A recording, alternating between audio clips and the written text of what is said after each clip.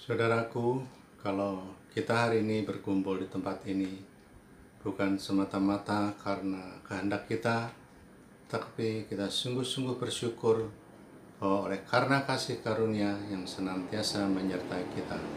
Kita percaya apapun yang kita alami, dan terutama di masa-masa pandemi ini, Tuhan tidak akan pernah meninggalkan kita, bahkan Dia selalu menolong kita pada saat kita jatuh tergeletak sekalipun.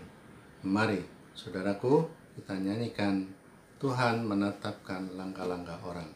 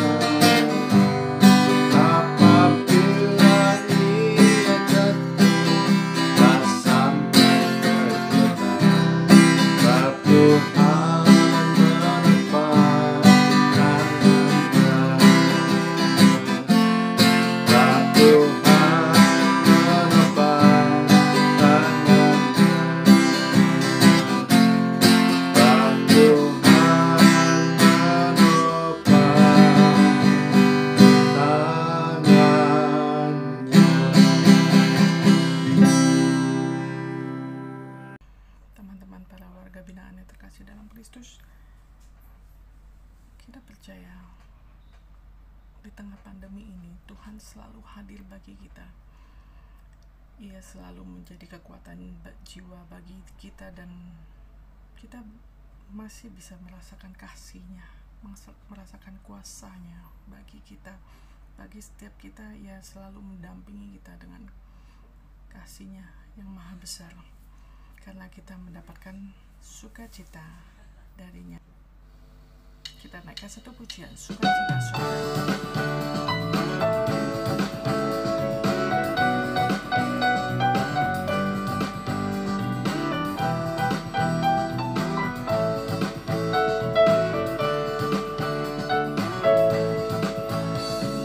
Terima sukacita surga, itulah kekuatan bagi jiwa.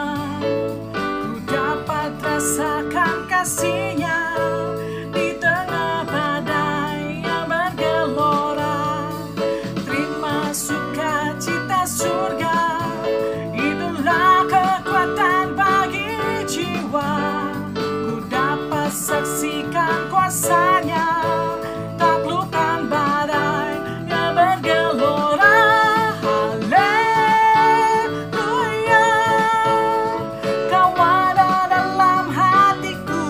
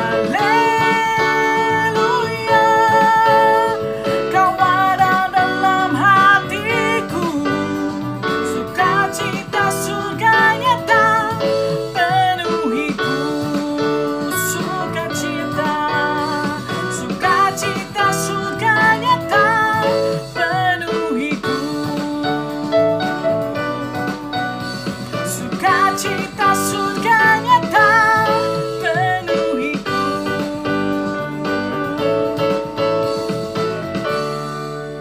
Kita beri kemuliaan padalah Tuhan kita.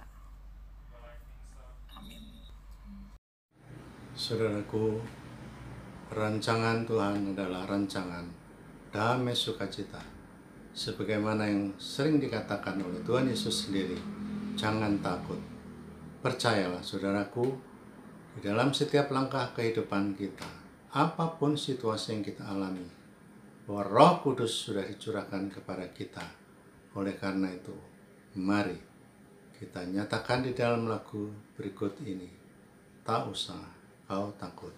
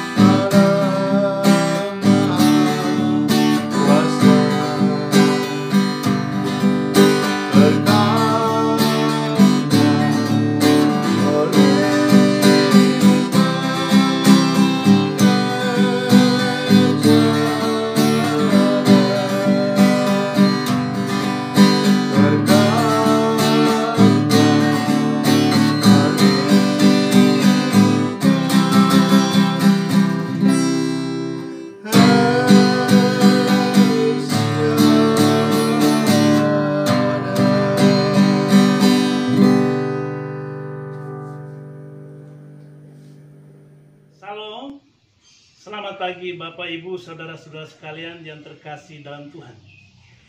Pada hari ini kita bersukacita karena kita dihimpun kembali di tempat ini untuk memuji dan memuliakan nama Tuhan melalui ibadat sabda, dan kita juga akan mendengarkan sabda Tuhan dalam Injil Lukas bab 5 ayat 27 sampai dengan 32 dan Matius bab 4 ayat 27. Levi pemungut cukai mengikuti Yesus. Kemudian ketika Yesus pergi keluar, ia melihat seorang pemungut cukai yang bernama Levi sedang duduk di rumah cukai. Yesus berkata kepadanya, "Ikutlah aku." Maka berdirilah Levi dan meninggalkan segala sesuatu lalu mengikuti dia. Dan Levi mengadakan suatu perjamuan besar untuk dia di rumahnya. Dan sejumlah besar pemungut cukai dan orang-orang turut makan bersama dengan dia. Orang Farisi dan ahli Taurat bersungut-sungut kepada murid-murid Yesus. Katanya, "Mengapa kamu makan dan minum dengan pemungut cukai dan orang-orang berdosa?" Lalu jawab Yesus kepada mereka, katanya, "Bukan orang sehat yang memerlukan tabib, tetapi orang sakit. Aku datang bukan untuk memanggil orang-orang benar, tetapi aku datang untuk memanggil orang-orang berdosa, supaya mereka bertobat. Bertobatlah karena kerajaan surga sudah dekat." Demikianlah Injil Tuhan. Terpujilah Kristus. Bapak, Ibu, saudara-saudara sekalian, setelah kita mendengar sabda Tuhan dalam Injil Lukas dan Injil Matius tadi,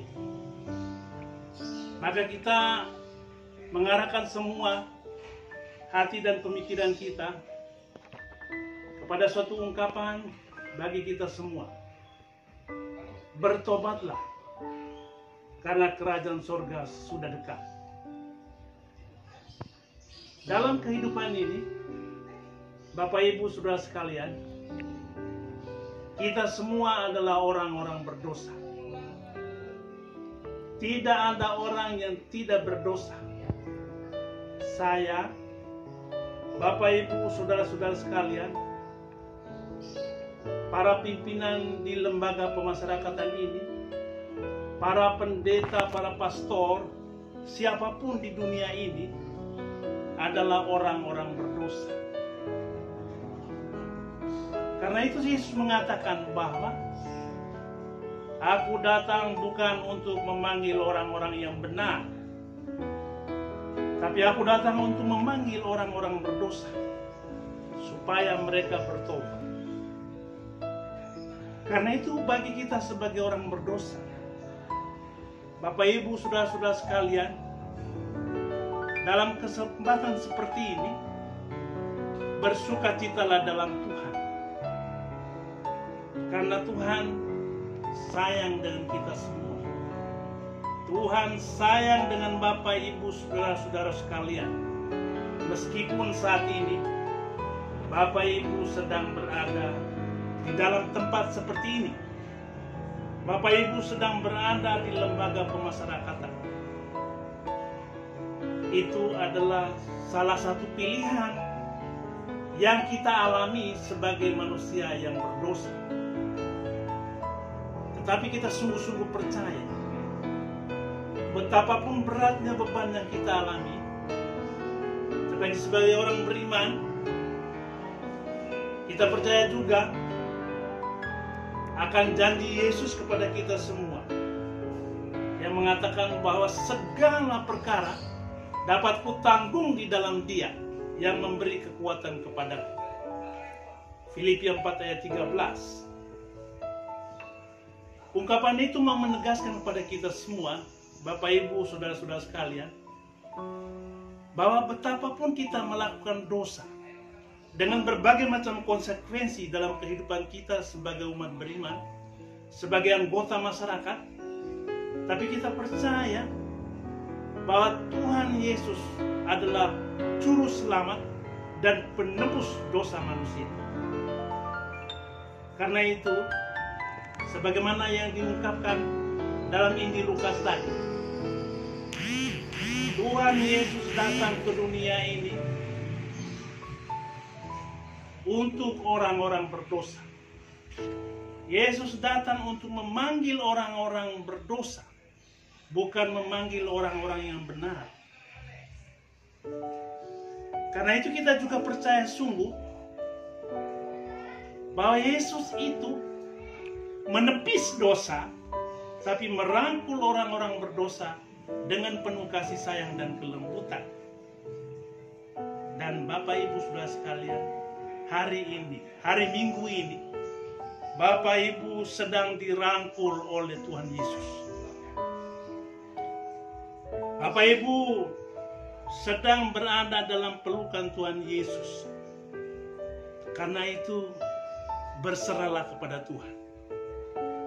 Bertobatlah karena kerajaan surga sudah dekat.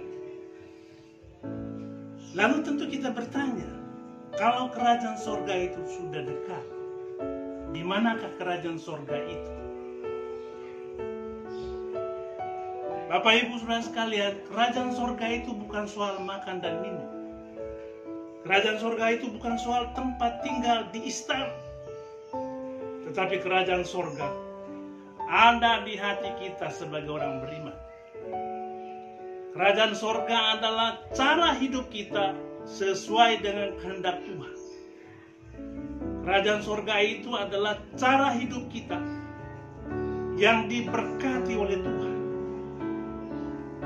Jadi ketika pada hari Minggu ini, Bapak Ibu Saudara sekalian, kita mengikuti ibadat sarda dengan teman-teman sekalian, kita sedang berada dalam situasi kerajaan surga. Karena Yesus mengasihi kita semua. Bahwa kita berpikir kita ini adalah orang berdosa, kita pernah jatuh ke dalam dosa. Itu iya. Yang paling penting itu adalah bahwa ketika kita jatuh dalam dosa, maka kita bangun. Ketika kita jatuh dalam dosa, maka kita bertobat. Jadi kalau berdosa, bertobat. Kalau jatuh dalam kehidupan, bangun. Kalau jatuh, bangun. Jangan pernah putus asa. Karena itu, dalam hidup kita sebagai orang beriman, bukan soal berapa kali kita jatuh, tapi soalnya adalah berapa kali kita bangun. Bukan soal berapa kali kita berdosa, tapi soalnya adalah bahwa berapa kali kita bertobat. Pernyataan ini tidak mengandung maksud bahwa kita boleh berdosa semaunya kita. Tidak demikian. Tetapi mau menegaskan bahwa sebagai orang berdosa, ketika kita berdosa, kita sadar untuk bertobat. Tentu Bapak Ibu Saudara sekalian merenungkan dalam hati. Kalau saya selama ini sudah bertahun-tahun hidup di lembaga pemasyarakatan ini, lalu apakah Tuhan jauh dengan saya? Apakah Tuhan tidak sayang dengan saya? Perlu kita sadari bahwa Tuhan itu Maha Penyayang. Tuhan itu Maha Murah. Tuhan itu Maha Kuasa. Tuhan tahu apa yang sedang terjadi dalam hidup kita. Tuhan tahu persis setiap tetes air mata dari keluarga-keluarga kita yang ada di rumah. Setiap tetes air mata dari istri kita, dari suami kita, dari anak-anak kita, Tuhan tahu persis. Karena itu, Bapak Ibu, saudara-saudara sekalian, kuatkan hati kita, karena Tuhan akan mengampuni dosa-dosa kita. Dan Bapak Ibu, saudara-saudara sekalian, kita tentu bertanya dalam hati, dosa saya ini banyak sekali. Dosa saya ini besar sekali. Jangan pernah khawatir bahwa Tuhan akan menghukum kita. Jika kita bertobat dan kembali kepada Tuhan, mengikuti kehendak-Nya, maka Tuhan akan mengampuni semua dosa kita. Tuhan akan membuat kita hidup lebih damai. Tuhan Yesus akan membuat kita hidup lebih tenang.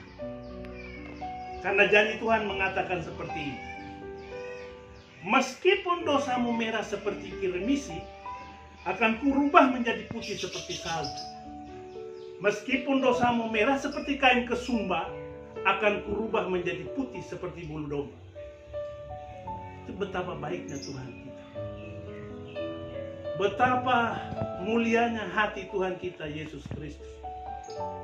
Karena itu Bapak Ibu Saudara-saudara sekalian, bertobat. Bertobat seperti apa? Jangan melakukan perbuatan dosa itu lagi. Jangan melakukan perbuatan yang pernah menjadikan kita hidup seperti ini. Bahwa kejadian dosa itu lalu memberi konsekuensi. Bapak Ibu Saudara-saudara sekalian, menjadi penghuni lembaga pemasyarakatan ini, itu adalah fakta. Itu adalah kenyataan. Tetapi dengan itu bukan berarti kita hidup tanpa pengharapan. Sebagai orang beriman, kita punya pengharapan yang kuat. Kita punya pengharapan tiada akhir. Kita percaya sungguh bahwa Yesus adalah juru selamat kita. Karena itu, jadilah kita sebagai pengikut Yesus Kristus. Jadilah kita sebagai anak-anak Tuhan, supaya kita bisa bebas dalam hidup kita ini. Persoalan kebebasan Bapak Ibu Saudara sekalian, bukan berarti kita sedang terperangkap di dalam pintu penjara lembaga pemasyarakatan ini. Tetapi yang jauh lebih penting adalah bagaimana kita bebas dan membuka pintu penjara batin kita. Banyak orang hidupnya merdeka di luar sana, tapi keadaan hidupnya berada dalam penjara batin. Kenapa demikian? Karena dia tidak pernah bertobat. Supaya kita bisa bertobat, Bapak Ibu Saudara sekalian, bukalah pintu penjara batin itu dengan kunci-kunci surgawi. Apa kunci surgawi itu? Kunci-kunci surgawi adalah kunci ilahi yang mengandung buah-buah rohani. Dan buah rohani itu apa saja Bapak Ibu Saudara-saudara sekalian?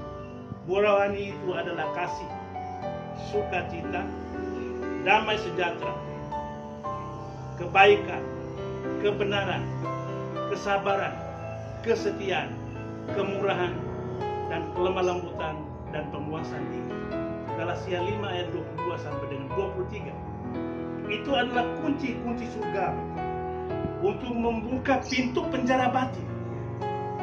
Bukan sekedar untuk membuka pintu penjara ini.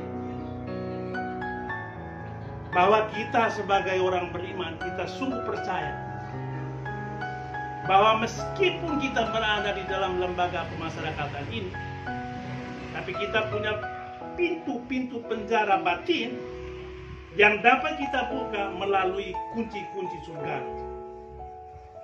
Yaitu apa yang saya sebutkan tadi itu. Bagaimana kita menerapkan hukum kasih secara efektif dalam hidup kita. Kasih itu murah hati. Kasih itu sabar. Kasih itu tidak cemburu. Kasih itu penuh dengan kekuatan. Kasih itu tidak menyimpan kesalahan orang lain. Kasih itu tidak mementingkan diri sendiri. Kasih itu tidak bersukacita karena ketidakadilan, tapi bersukacita karena kebenaran.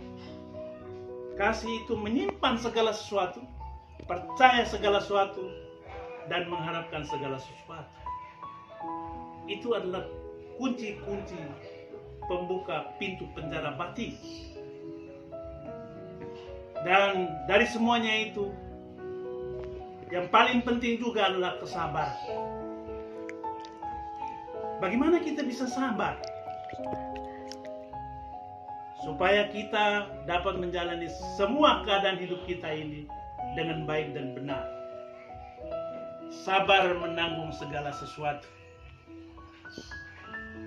Sabar itu, Bapak Ibu Saudara sekalian, adalah pohon pahit yang berbuah manis. Sabar itu investasi cinta yang berbunga abadi. Karena itu, dengan mengikuti Tuhan Yesus, kita akan melihat dunia ini dengan penuh sukacita dan terang Roh Kudus. Nah, oleh karena itu, meskipun kita ada di dalam lembaga pemasyarakatan, kita tahu bahwa jalan untuk menuju kebebasan tersedia di depan mata. Dengan demikian, mengakhiri renungan ini, saya mau menyampaikan kepada Bapak Ibu Saudara sekalian, berserahlah kepada Tuhan dan bertobatlah. Karena kita percaya bahwa di ujung sebuah terowongan yang gelap pasti ada terang. Dan itu adalah Roh Kudus. Demikianlah Bapak Ibu Saudara sekalian, bertobatlah, bersukacitalah, karena kita berada bersama dengan Tuhan Yesus. Hiduplah dengan damai dan tenang. Tuhan membuat segala sesuatu indah pada waktunya. Amin.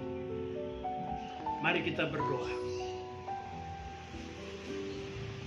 Dalam nama Bapa dan Putra dan Roh Kudus.